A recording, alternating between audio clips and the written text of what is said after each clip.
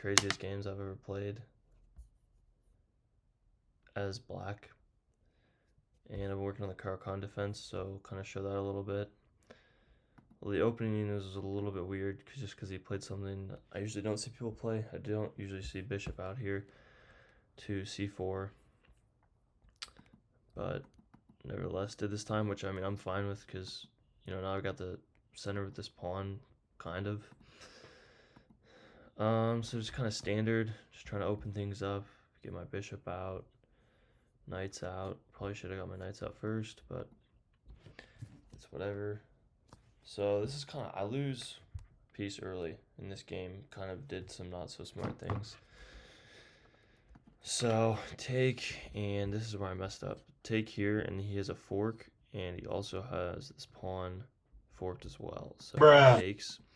I thought I was just trying to save material, and so I thought maybe he might do something stupid and I could win his knight. That didn't happen though. So he takes. Now he's up a bishop. So same kind of thing, just advancing pieces. Now usually sometimes I end up castling long, but he had already just destroyed my pawn structure over here, so I'm not doing that. Didn't think that was a good idea. So now, I mean, immediately after that, I kind of, I know I got to get my rooks out, and I got to win some, I got to create some pressure of some sort. Like, he's not just going to give me his pieces away for free, although he did kind of do that in the end. So I see this over here, and I'm kind of wanting to pressure that. So the way I was thinking about doing that is just pushing this pawn up here. Even if he takes, then this is wide open. C-file is wide open. So he also, is pushing his pawns. Here's where I want to kind of get in, start pressuring. Now he brings this other pawn up here, and now I'm still trying to win material back no matter what. So I take, he takes, I take back because this pawn's hanging. He moved his queen out of here and a couple moves ago. So the pawn is hanging, take that, and now I'm still trying to get a couple moves. So he's trying to trade queens, and I'm not trying to trade queens because I'm still down. Nope. So at this point in the game, not trying to trade queens later. I'll be okay with it, but right now, it's not something I want. That pawn is hanging too. Him trying to create that threat, pressure. He, wasn't paying attention, left his pawn hanging. Threatens my queen again.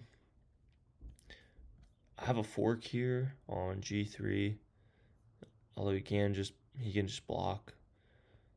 But so I come back and just check him. I thought he was just kind of keep putting him in check until still there's a fork right there. Until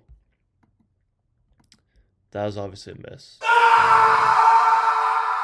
Number one, actually number two things.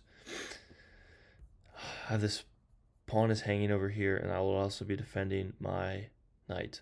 But I did not defend my knight, and I panicked, whatever. So I was attacking my queen. So I move out. Really stupid. Free knight. So my thoughts here is still pressure, and if he takes here, the c-file is open, and I can just kind of create some trouble for him. That didn't happen. Well, it did eventually. We'll see, but moving the pawn up here, obviously I need to address this now because next move is checkmate's coming. So I saw this move, actually, which I was kind of proud of myself for, but check, e4 check, and now I'm forking this pawn. Moves back to defend, which then was not smart because he left his pawn undefended. So moves, this is still hanging. Even if I take here, then I think he kind of knows something's up, so he moves that back. And now this, I'm attacking here. Still just trying to get in an attack. Now he's trying to double up, and I mean, there's still nothing here though because my queen is here. Obviously my king is right there. So leaves that hanging. Obviously I'm taking that all day. And now this is where I kind of start to shift shift the turn the tide. So I see this right here. One, I have check, take, and he's got to do something about that. If he doesn't, I'm just taking right back. And so I'm going to win a piece here. So take, check, moves up, and then I also scoop out that pawn too. And his bishop is still pinned, or is pinned now. So now this is a threat. I need to do something about that. Move that up here. He goes h5. Didn't really need to do anything here. If he takes, I can take back.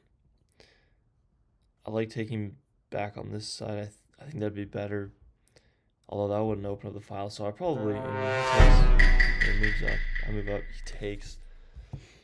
Thinking now, looking back, it's probably smarter to take with this pawn on f7, just because that doesn't open the entire file up, and if it does, I can kind of, I've got this rook here, but I didn't do that.